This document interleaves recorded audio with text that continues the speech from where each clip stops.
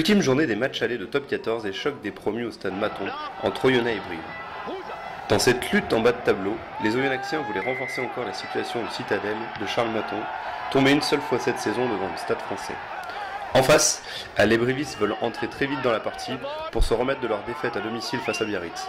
L'objectif est clair de leur côté, se remettre à niveau en termes d'engagement.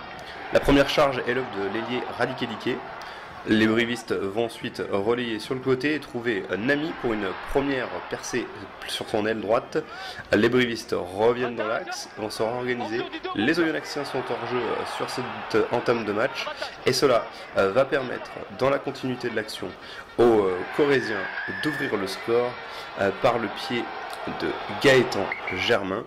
L'arrière inscrit cette première pénalité, 0-3 en faveur des Brivistes.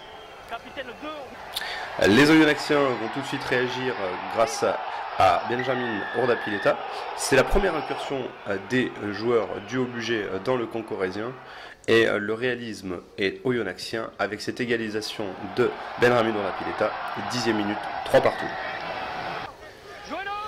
Mais les Brivistes sont véritablement bien entrés dans la partie. Le premier quart d'heure est entièrement à leur avantage et Swanepoel claque un drop pour redonner l'avantage à Brive, 6-3 après 12 minutes.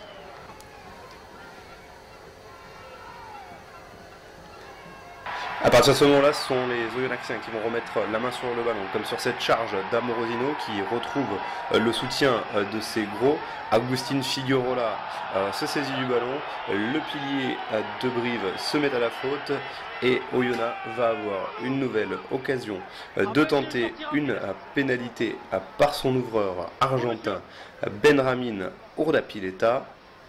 Face au perche, le Pumas ne tremble pas. 6-6 après 16 minutes.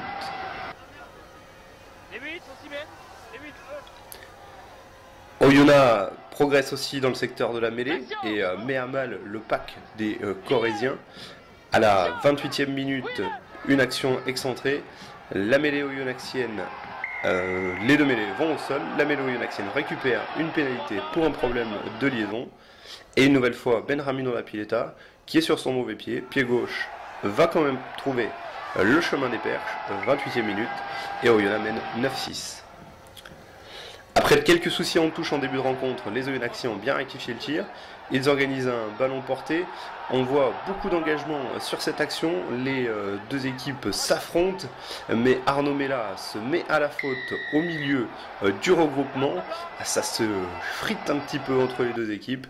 Et Benjamin Urdapilleta peut passer un nouveau coup de pied du bord de touche. 32e minute, 12-6 en faveur d'Oyonnax. C'est le score à la mi-temps. Au retour des vestiaires, le rouleau compresseur oyonnaxien poursuit son travail de sape, notamment en mêlée.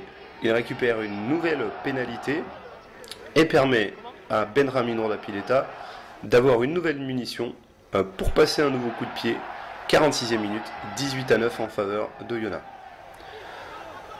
Toujours la mêlée oyonnaxienne à l'œuvre, on relève le ballon, il y a un avantage en cours, alors Benjamin Urdapilleta tente de faire marquer un essai à ses ailiers, notamment Doug Kodjo, mais Guillaume Nami a bien vu et s'est replié.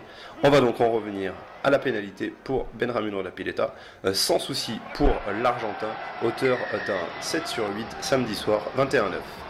Les Brivistes sont acculés, menés 21-9, ils décident de relancer tous les ballons et même depuis leur camp, devant leur ligne, ils tentent l'aventure, une passe mal adressée vers Radikelike, mais le joueur briviste en difficulté. Les Brivistes vont se faire chipper le ballon par ce bon contest des Oyonnaxiens. Le ballon va être relevé vers Figueroa. Figueroa trouve Silvertian et Silvertian fait un petit exploit sur son aile. Il va aller marquer l'essai. Après arbitrage vidéo, cet essai sera accordé. 26-9 en faveur des Oyonnaxiens. Ce sera le score final. Malgré un dernier barreau d'honneur de Brive, la victoire pour Oyonnax dans cette rencontre entre les deux promus.